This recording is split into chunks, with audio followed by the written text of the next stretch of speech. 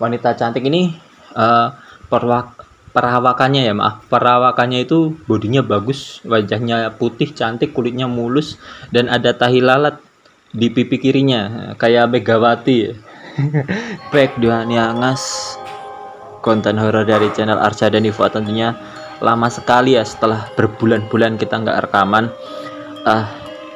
Kita akhirnya bisa rekaman lagi untuk berbagi kisah-kisah cerita horor dari sekitaran Jateng, karena kita masih berada di telusur Jateng dan kita lanjutkan perjalanan kita kali ini sampai di Klaten. Ada kisah apa yang mau ceritakan Wanianges di Klaten?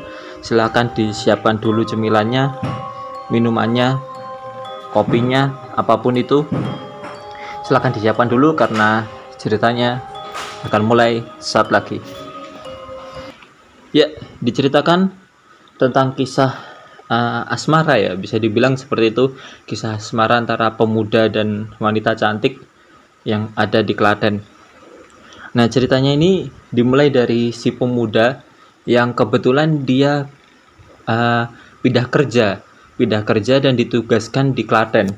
Nah, letak rumahnya itu sekitar 20-an kilometer dari kota Klaten ya, terhitung daerah pedalaman di Klaten sana.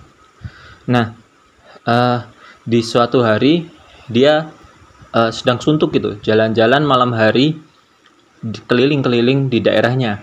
Nah, tiba saja di perjalanan dia lihat ada sesosok cewek cantik malam-malam sendirian, kayak nungguin seseorang, dan kebingungan gitu. Dan akhirnya sama si pemuda ini tawarin bonceng. Akhirnya diboncengin si wanita cantik ini. Nah, wanita cantik ini perawakannya itu bodinya bagus, wajahnya putih cantik, kulitnya mulus, dan ada tahi lalat di pipi kirinya kayak Megawati. Mungkin Megawati muda ya. Ya, lanjut tuh ceritanya. Jadi singkat cerita, mereka boncengan, terus jalan-jalan lah, diantar pulang. Ditanyain sama pemudanya, rumahmu mana mbak, terus namamu siapa. Nah, dijawab oleh si cewek ini kalau rumahnya itu deket sama pemuda tadi. Nah, singkat cerita, diantarlah dia pulang sampai nggak sampai di rumah sih, sampai di gang deket rumahnya. Ya, ganteng doang nganter cewek di gang. Ya, setelah diantar, si pemuda ini pulang. Nah, setelah itu lambat laun mereka intens sering ketemu, saling tukeran nomor, semakin dekat kenalan, dan sampai akhirnya mereka berpacaran. Nah, singkat cerita, di suatu hari tiba-tiba saja paman dari si pemuda ini datang ke rumah bersama bibinya.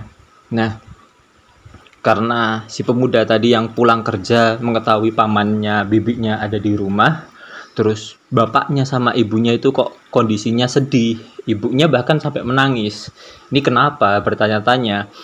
Sambil bertanya-tanya, ini ada apa? Pamannya si pemuda tadi malah melototi si pemuda tadi. Lalu tanya sama ibunya. Karena nggak dapat jawaban, dia tanya sama ibunya, Bu, ada apa kok nangis? Ibunya melemparkan ke pamannya. Tanya saja sama pamanmu. Akhirnya si pemuda tanya sama pamannya, paman ada apa? Akhirnya si paman tadi bertanya pada si pemuda, kamu deket ya sama si cewek ini? Paman tadi menyebutkan nama si wanita tadi.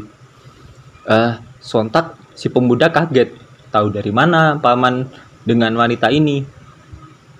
Tahu dari mana kalau pemuda tadi pacaran sama si cewek ini? Nah, karena kaget dan nggak bisa mengelak lagi, si pemuda pun menjawab iya. Lah, delalah, pamannya pun membuka tabir-tabir fakta. Ternyata si cewek yang selama ini dipacari oleh pemuda tadi adalah anak dari pembantu paman tadi yang sudah meninggal 8 bulan sebelum mereka kenalan. tepat menggantung di depan rumah si pemuda tadi. Nah, sontak si pemuda tadi kaget, mau bingung, mau sedih, campur aduk lah, karena kadung cinta ya, cinta pada pandangan pertama lagi. Apalagi ceweknya cantik, ada tahi lalatnya kayak Megawati, kurang cantik apa coba. Nah, karena sedih dan bingung, akhirnya si pemuda minta jalan yang terbaik lah. Gimana? Akhirnya si paman pemuda tadi ngasih air, doa, dan kayak catatan rapelan kalau bahasa Jawa ya. Jadi kayak tulisan Arab, isinya doa-doa gitu untuk dibawa. Nah, semenjak si pemuda tadi membawa catatan Arab tadi, tulisan Arab atau rapelan kalau bahasa Jawanya itu, si pemuda tidak pernah lagi menemui ceweknya tadi. Dan si ceweknya juga gak pernah seliweran ada di sekitar lingkungan pemuda tadi. Nah, ya akhirnya cinta mereka pun kandas karena memang cintanya beda alam. Ya, ini cerita diceritakan dari grup cerita horor. Oh, bukan grup, maaf, dari fanspage cerita horor di Facebook, dan ada di web misterionline.com. Kalau pengen cerita lengkapnya bisa dibaca di situ. Kalau nggak mau dengar suara ini atau mau membaca, tapi kalau yang nggak bisa baca, yang buta huruf atau memang bener nggak bisa baca, silahkan dengar cerita ini. Ya, terima kasih sudah mendengarkan Wani Angas. Lama sekali tidak rekaman, kangen untuk memberikan suara-suara rekaman ini semenjak studio rekaman Wani Angas banyak dihuninya. Semoga ini penghuninya udah nggak ada. Ya, terima kasih. Ojo wani-wani yang kowe wedi, ojo wedi-wedi yang kowe wani. Wani Angas, bye, makasih.